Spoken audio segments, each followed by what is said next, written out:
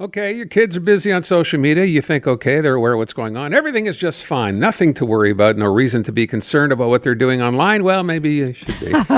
Dr. Cara BRISSON-BOLVIN is Director of Research at MediaSmarts. And as I said before we went to commercial break, it turns out this is Data Privacy Week, by the way.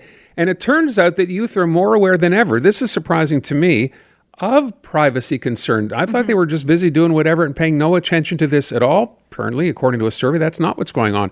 Dr. BRISSON-BOLVIN, thanks so much for your time.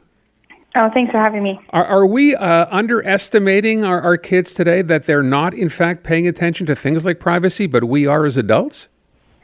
Yeah, I think it's a common misperception, especially when we think about young people and their online interactions, to assume that, they're very much active and engaged online, but perhaps less aware of some of the concerns or challenges. And as you mentioned, one of the things we found in this study is that young people are very much aware of, in particular, privacy concerns. But I think what we need to pay attention to are the challenges they face in addressing those concerns.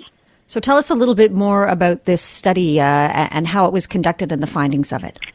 Yeah, this study is part of MediaSmarts' sort of longest and most comprehensive study on young Canadians' lives online. We're in the fourth phase of a project that started back in 2000 that explored the various aspects of young people's engagements online. The particular, and as you mentioned, we're releasing them over a series of different themes and phases. And this particular most recent report looks at online privacy and consent, things like how youth share and protect their personal information online, how they manage their identities in online spaces, whether they engage in various privacy practices like reading terms of service or using privacy settings, and how they feel about various forms of both interpersonal and corporate surveillance online.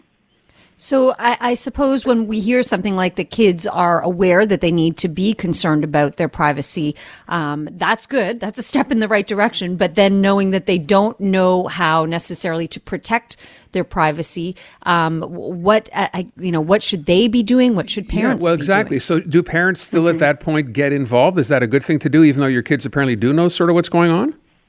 Yeah, and I think, it's really critical to point out, as you are, that, most youth, 82% of youth say they don't share personal information online, they want to protect their privacy, but at the same time, almost half of the youth we surveyed said they're not using privacy settings, and of those who said they weren't, the vast majority of them were saying it's because they don't know how.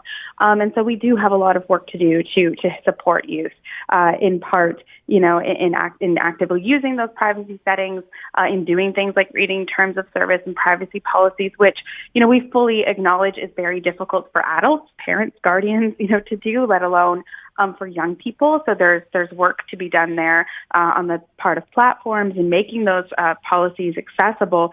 But certainly there's a role for the trusted adults, parents and guardians in young people's lives. And one of the things we saw in this report was a direct sort of behavior change on the part of young people when they had active and engaged parents sort of going online with them, when they had active, engaged supervision. So not necessarily, and we don't mean things like spying, so we're not talking about listening in on conversations or reading text messages, but we're talking about being present, asking questions, asking your child questions about the privacy settings they have active, reviewing those settings with them.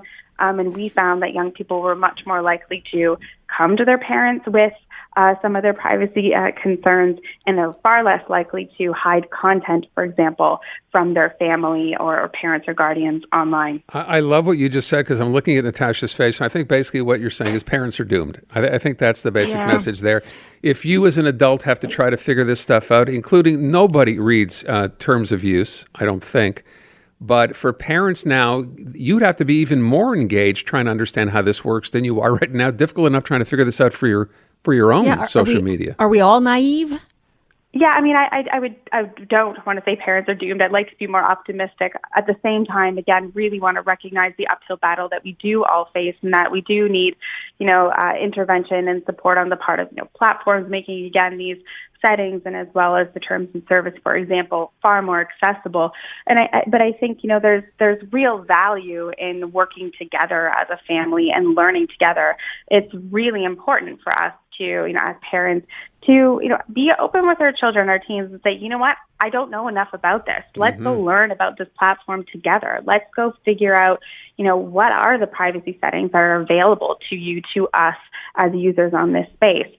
So it is a learning opportunity. MediaSmarts has lots of tools for parents on the website, especially about navigating social media and privacy settings that families can use together. Okay, where do you find those now that you've mentioned them? Yeah, exactly. Where? Yeah. At MediaSmarts.ca, and there's a tab for parents right on our website, and you can search for those social media tools. And we'd be happy to have folks contact us anytime.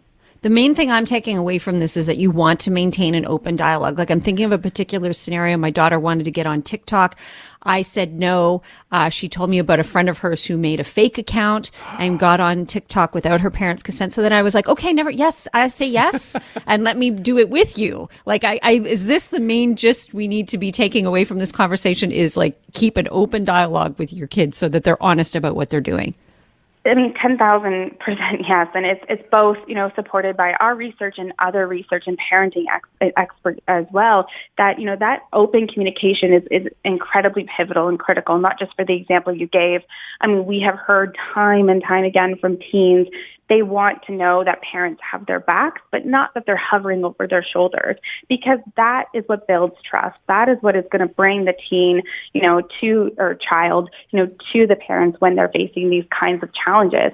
And, in the same way, we've heard, when youth feel that they're being spied on, or that they're sort of being, rules are being enforced in ways that they have zero control over, then they're far less likely to adhere to them.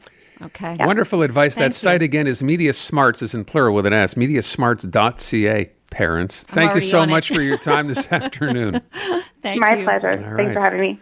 Natasha apparently is on the site as we Yes, speak. I Okay. am. I literally am. That was Dr. Cara Brisson-Bolvin, by the way, research director at MediaSmarts.